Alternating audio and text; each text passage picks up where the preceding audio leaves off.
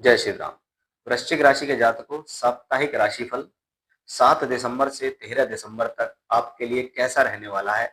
आइए इसको जानते हैं। गोचर के आधार पर कि चंद्रमा राशिफल के आधार पर इस्तेमाल किया जाता है कि अगर राशिफल देखना है तो चंद्रमा से देखिए। चंद्रमा अष्टम भाव में 7 दिसंबर को गोचर करेंगे, यानी सिर्फ एक दिन अगर देखें तो 7 तारीख को चंद्रमा का 8वें घर में मिथुन राशि में गोचर रहेगा। अगर देखा जाए तो अच्छी बात यहाँ ये है कि यहाँ पर पहले से बृहस्पति विराजमान है, और बृहस्पति का विराजमान होना हमारे लिए एक सकारात्मक कंडीशन भी है, क्योंकि बृहस्पति धन के स्वामी और कारक भी है, और मंगल ग्रह भी दूसरे भाव से चंद्रमा को देख रहा है, यानी एक पॉजिटिव शुरुआत धन से संबंधित या फाइनेंशियल कंडीशन से संबंधित स्थितियों के लिए हम यहाँ कह सकते हैं। अब चंद्रमा पहुंच जाते हैं 9वें घर के अंदर, कर्क राशि में, 9th हाउस के अंदर।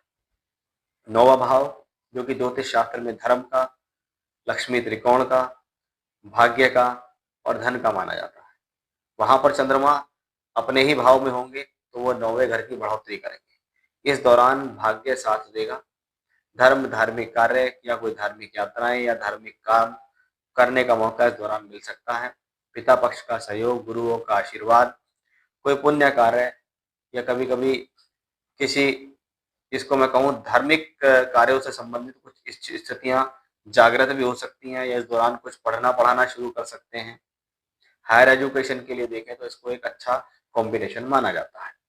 अब चंद्रमा का राशि परिवर्तन 10 और 11 तारीख को सिंह राशि में रहेगा। यह आपकी राशि से 10वें घर की राशि है, जिसको हम कार्य क्षेत्र की राशि कहते हैं। अब भाग्य स्थान का स्वामी ग्रह दशम भाव में जा रहा है, इसलिए इस स्थिति को हम भाग्य और कर्म दोनों के लिए पॉजिटिव मानते हैं कि ये स्थिति आपके जीवन में आपके भाग्य के लिए बेहतर है, कर्म के लिए बेहतर है, कार्य क्षेत्र के लिए बेहतर है, प्रोफेशनल लाइफ के लिए बेहतर है। हम जो प्रयास कर रहे हैं उन प्रयासों में मिलने वाली जो सफलता है वो हमें यहाँ से दिखाई देती है। यानी कर्क राशि और सिंह राशि के अंदर इन 4 दिनों में चंद्रमा का गोचर बहुत बेहतर है।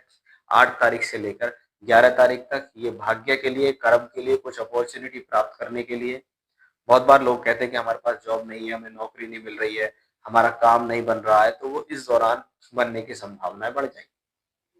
अब चंद्रमा 12 और 13 तारीख में कन्या राशि में गोचर करेंगे। आपकी राशि से 11वां भाव, लाभ का भाव। चंद्रमा की यात्रा इस हफ्ते शुरू होती है, पहले भाग्य भाव से, फिर कर्म भाव से और अब लाभ भाव से।